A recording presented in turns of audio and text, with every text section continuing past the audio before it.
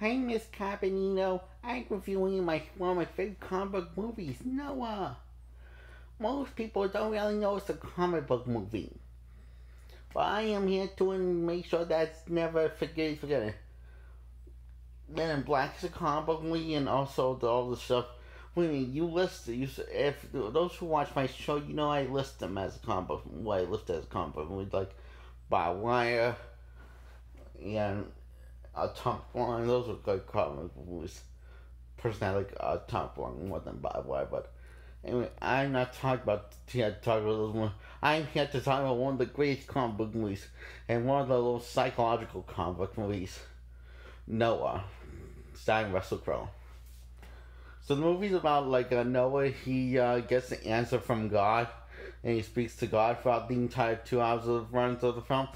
And his family wants these own things, but Noah says no to them because the human race is going to go to extinct anyway, and he doesn't like want to disappoint the creator. And he does this is cool explain how life works, the beginning of life and stuff, and Adam and Eve and stuff. After pretty much everyone flooded and died, including it was going to be his son, who was going to the wife that his son wanted. So yeah, Noah's kind of a dick. Yeah, but don't worry, that's actually part of the art because he starts out as kind of a really nice guy and takes in this girl who cannot get pregnant, takes her in as her own when she was just a baby because so she has a boyfriend and stuff, and then one day her grandfather heals her, and so she can now have a child. Very complex stuff. And they got the African, let's get it on, let's get it on, sugar, let's get it on. I like that song. Who else likes that song? Nothing wrong with me loving you. Yeah. We are. I like that song a lot. Dad, sing it to me.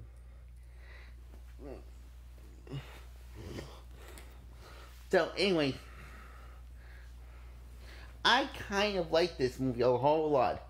See, Noah starts out as this normal guy, but then turns out to this crazy Samakadoodle asshole. And very slowly throughout the course of the film, you're wondering how the heck he got to here. So, you're wondering how this happen. When it does happen, it's happens slowly. It's done more gradually and takes its time better and done more convincingly in the comic book, which is the graphic novel, which is a comic book. But Miss, sorry, it's been I don't say your name that often now, or see that often now, Miss Caponino. That is a case for every comic book movie, including the colors.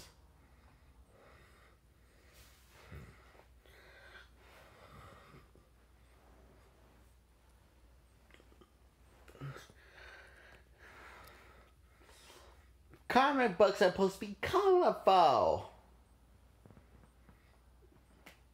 and take their time with great storytelling and character development. That's how all good regular comic book movies should be like. But we get most of the time mediocre comic book movies and not really good comic book movie adaptations. So it's like, but every now and then there comes a little champion that is a miracle, and that champion once this time is Noah. To teach us that conflict is more about besides can be actually character development. And these fallen angels turn into these rock creatures because they disobeyed the creator and decided to help humanity. But at the end, they redeem themselves by saving and protecting Noah.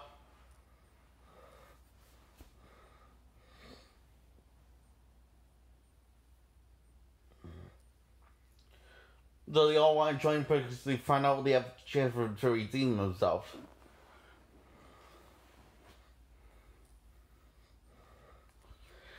and it feels very human and relatable. And there's a lot of weird shit in this film visually, but not too much. You can't, not to a point where it becomes, too. It's just very lots of weird shit in this film. But that is, hey, it is a comic book, so of course there's going to be weird shit in a film. That's pretty much, you get accustomed and used to this kind of stuff. When you see this kind of stuff in comics, you get used to it. I love how this film like pretty much lives in the source material. It's very stays like pretty much very close to the source material. I would say it stays kind of 99% to the source material because it's not as colorful. I mean, I know there are plenty of changes. The rock creatures are being ogres instead of the like, for example, the angels rock creatures instead of ogres, but it's it's pretty close. It's incredibly close, actually. So anyway, this is where was I? So once they get on board the Ark, do this whole crafter thing and this whole dilemma. Well, trying to hope that his daughter's not pregnant.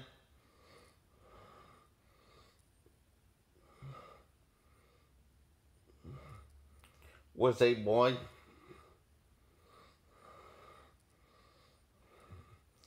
Noah can't go through this at the end, but his daughter just wants to hold onto her baby just for a second and just say goodbye to him. Noah just goes, he can't go through this, and he's just feel like he goes depressed and becomes a drunk because he felt like he's disappointed in God, the Creator. He doesn't refer to him as God, he just refers to him as the Creator.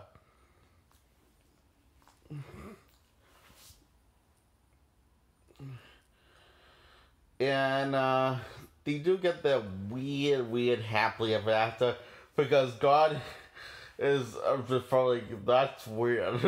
That's what I'm thinking to myself when you get these. You get this. Now this is very different from a little bit. The ending's a little. I think it's different from the book, but I'm not really sure. Like, it's been a while since I looked at the book.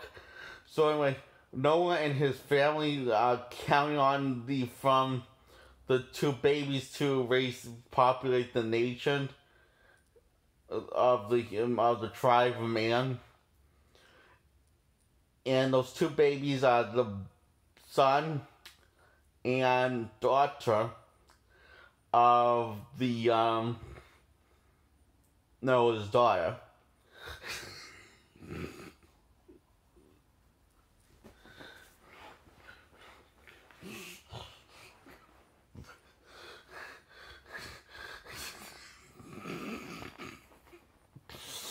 I'm looking at the film like, are you serious? You can't be serious.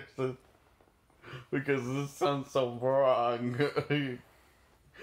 And not knowing the only daughter, the only like brother and sister by blood.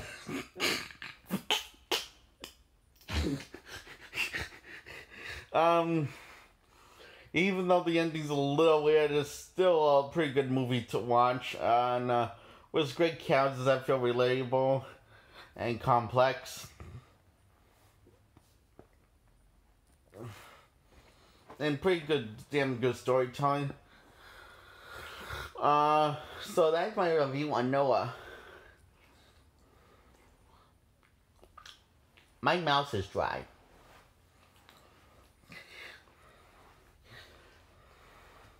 Oh, Miss James, by the way, did I told you I actually like the 90s low budget Fantastic Four movie by Roger Corman? I actually liked it. I thought it was well acted, despite being a little budget being good and not being good. And I did feel for the thing in the 2005 Fantastic Four movie.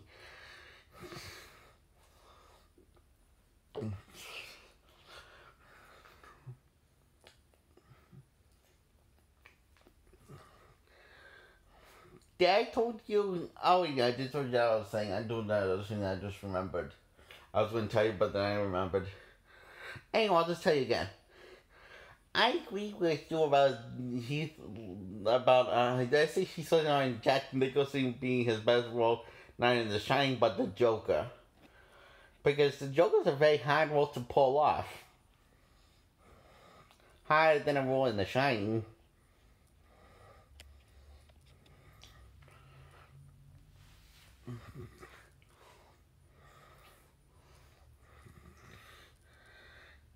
Even I give them a thumbs up.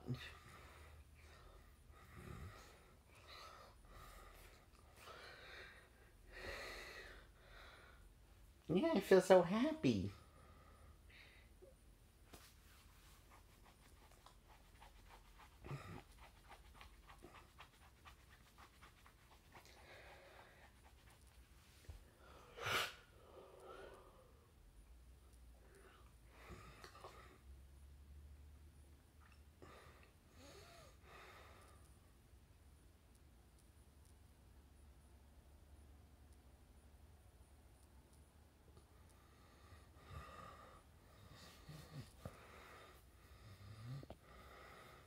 Bye bye.